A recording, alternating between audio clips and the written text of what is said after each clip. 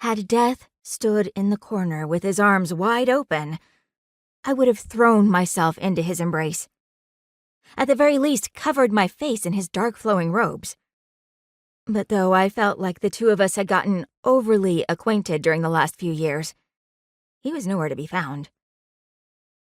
Not surprising. Death was as stubborn and determined as my corgi, Watson. The dim lighting of Mountain Memory's back room probably hid my face from the 9 other women gathered around a large table, though I felt as if I was under a spotlight. In a way, I was. Marcus Gonzalez, the only man present, turned the page of the scrapbook under the document camera, and my face, bright red under the large sparkling brim of a sombrero, beamed out at the room from the massive screen on the far wall.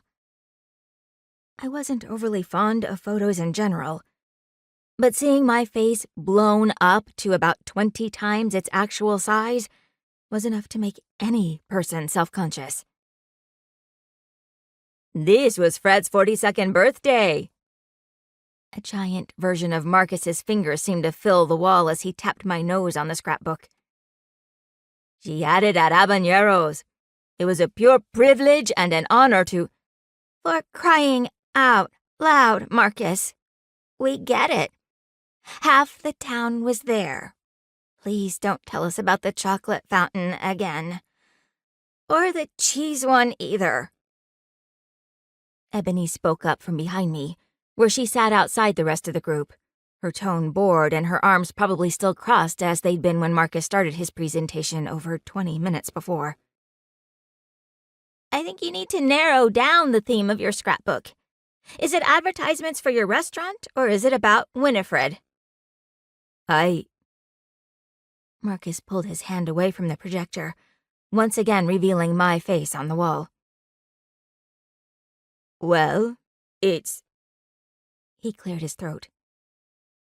"You're not even an official part of the crafting club, so—" He glanced toward Beulah Gerber, the owner of Mountain Memories, who also happened to be Ebony's grandmother. "Is there a time limit? I thought I was the only one presenting." Beulah sat near the head of the table, close to where Marcus fumbled with the scrapbook and projector, and though she addressed him, she shot a narrow-eyed glare at Ebony. "Tonight is your night, Mr. Gonzalez. But one of the tests of an adequate scrapbook is that the design speaks for itself.